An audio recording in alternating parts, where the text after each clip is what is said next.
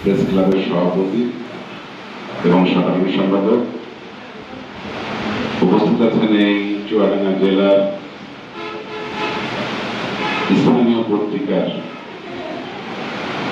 প্রথম সংগঠক দৈনিক মাথাভাঙার প্রকাশক সম্পাদক সদর আলামিন সহ স্থানীয় পত্রিকার নেতৃবৃন্দ, জাতীয় পত্রিকার সাংবাদিকবৃন্দ, আসসালামু আলাইকুম।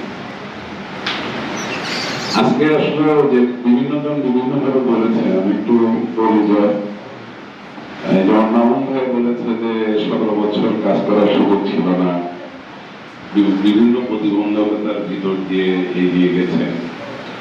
আসলে সব জায়গাতে এরকম এই প্রতিবন্ধকতা ছিল এবং প্রতিবন্ধকতা এই সমাজের পথ চলতে গেলে প্রতিবন্ধকতা থাকে, এর ভিতর দিয়ে আমাদের সামনের দিকে এগিয়ে যেতে হবে।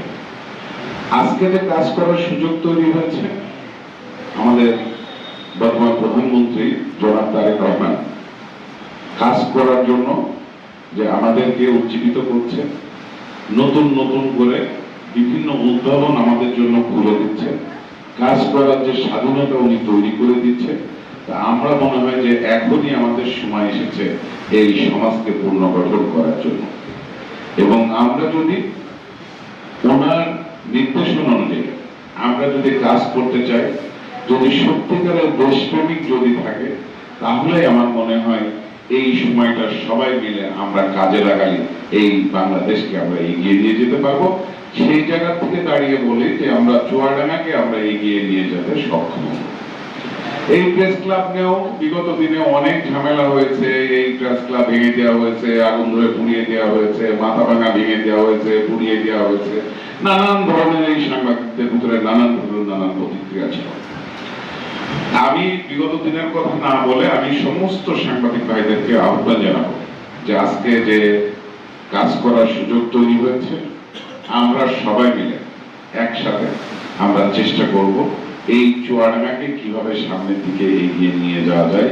এবং আপনাদের কাছে অনুরোধ থাকবে আমার একটি, সেটি হচ্ছে যে আমরা সব জায়গায় বক্তৃতা করি যে চুয়াডাঙ্গা সবচাইতে পিছিয়ে আছে, চুয়াডাঙ্গা অবহেলিত, কিন্তু আমরা শুধু বক্তৃতার ভিতরেই সীমাবদ্ধ থাকতে চাই এবং এই বক্তৃতাটা ভাইরাল হলে নিজের ক্রেডিটটা নেওয়ার জন্য, নিজের উপস্থাপনা করার জন্যই কিন্তু আমরা বলে থাকি।